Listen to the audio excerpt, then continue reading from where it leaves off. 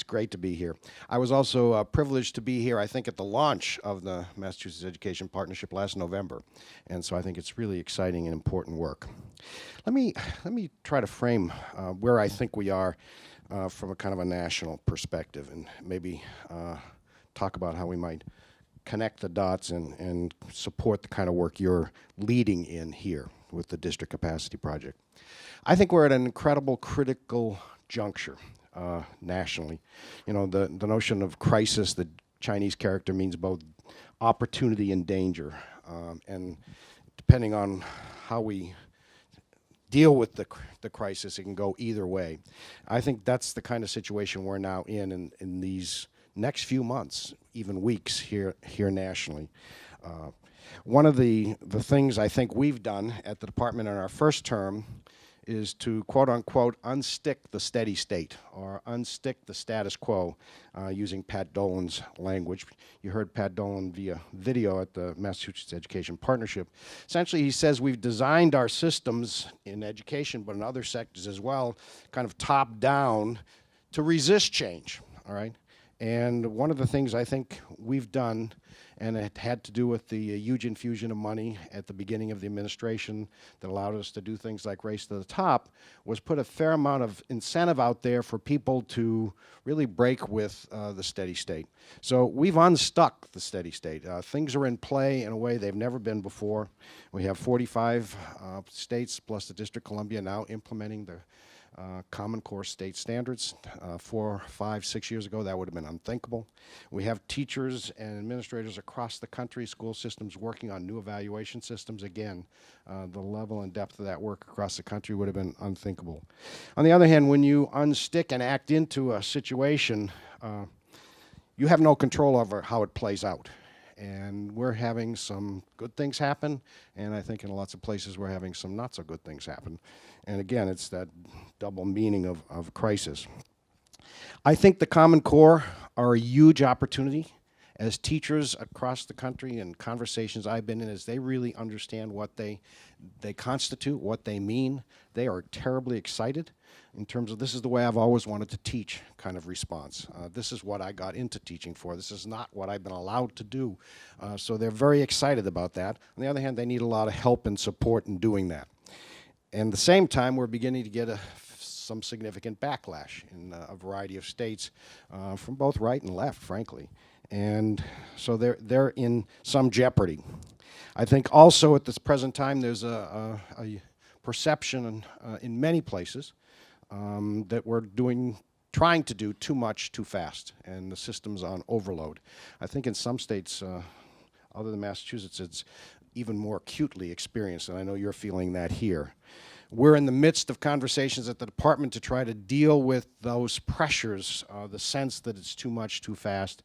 And I think in the next few days even, you'll hear something from us to try to give some sense of support and notion that we've actually heard.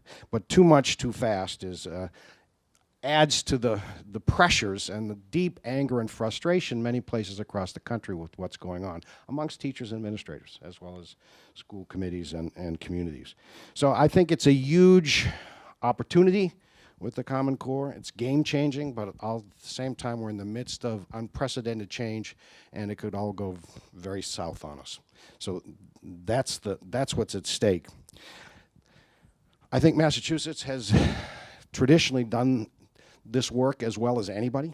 You're noted for that. There's just a new report from Ed Sector out that further underlines the impressive work you've done here. Not that you're finished by any means, but you're a leader.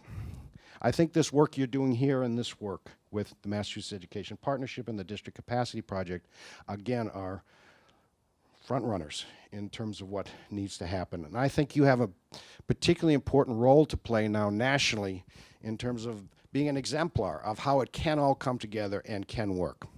Let me try to, if I could use that newsprint for a moment, suggest how we might connect the dots. Because I think a lot of this stuff just seems like a mishmash to people. I'm just going to do some concentric circles, and I'm going to put student learning at the center.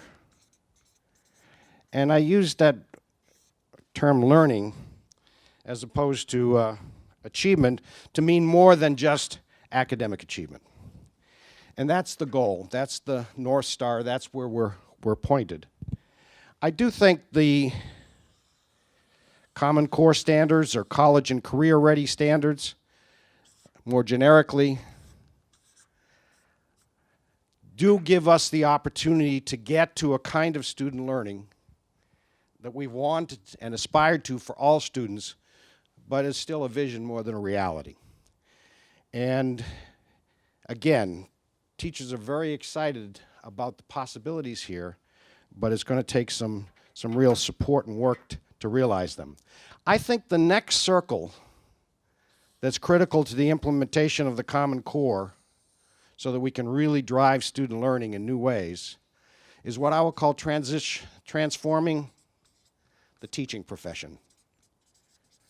I shared with people at the November meeting a document that was signed by Arnie, Dennis Van Rokel of NEA, Randy Weingarten of AFT, Dan Domenech from the American Association of School Administrators, Ann Bryant from the National School Boards Association, as well as Mike Casserly from the Council of Great City Schools, and Gene Wilhoit from the Council of Chief State School Officers. All the major stakeholders at the national level signed on to a 2.5-page vision for what it means to transform the teaching profession.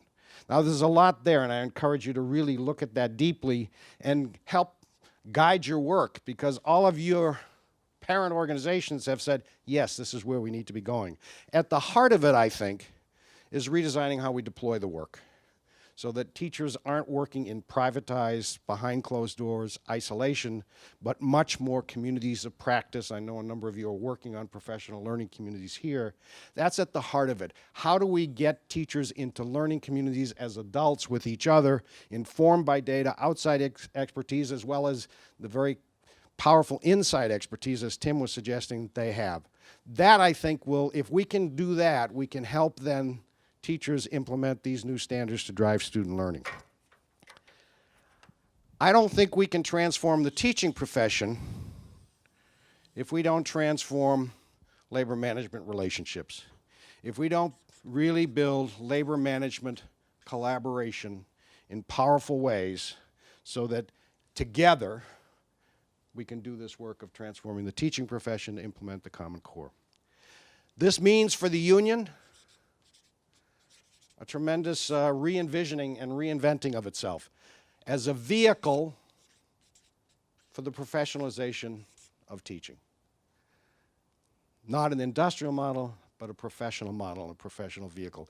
And it can only be done in partnership with communities, represented by their boards or school committees and administration. So it's a unique partnership here that allows this kind of collaboration to do this powerful work. Finally, none of this can be done without capacity building. And if there's any Achilles heel in our entire system nationally, it's our lack of capacity to do this work. What we've done over the years is essentially build funding streams and compliance monitoring rather than support building. Now, that's where I think is so powerful about what you're doing here, all right? You're building capacity. You're networking horizontally, and I'll talk a moment about that. And you're also using support through trainers and coaches like here today, but ongoing in between coaching to help support your work. And you're trying to, in turn, build that capacity within your own districts and schools. Capacity building, helping people understand the work and how to do it, is critical if we're going to get this done. A word about horizontal networking. Michael Fullen calls it horizontal accountability, and it's the most powerful accountability. It's not top-down, which more often than not begs and invites resistance. It's colleagues, peers, within systems, at schools and districts, but amongst schools and districts, as you're gathered here, really being a system of support, but also a stimulus for pushing harder each other and going even further than maybe you imagined. Michael Fullen also calls it collaborative competition. It builds both notions into the work. So finally, I would just say a caution, all right? In my experience in Illinois over the years,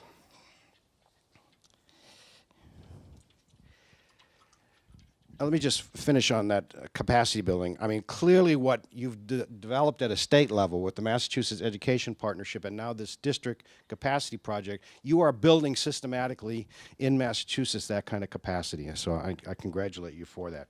So finally, a caution. The danger with collaboration is that it becomes collaboration for collaboration's sake. I can remember over 30 years in Illinois, there were two different kinds of experiences. Some districts went through interest-based bargaining and multiple times went through it, but that's about all they did. And after a while, they said, gee, is this really the right way to go? Are we really getting as much as we could get? Maybe we should go back to traditional. And they often did. Those districts that stuck with collaboration were those districts that you were using and enlisting it for something more, that were using it to really push on improving student learning and the whole system. And so the sense of urgency around students and their needs has to fuel this work. And how you maintain that sense of urgency, create and maintain that sense of urgency centered in the needs of our students is what's going to drive it, increase and accelerate your pace, and also make sure it doesn't become just something that's good for the adults, but that's where it ends. So anyway, I congratulate you on the work you're doing. I'm really pleased to be a part of it. I hope to continue to stay connected with the work, and thank you for the opportunity to be here.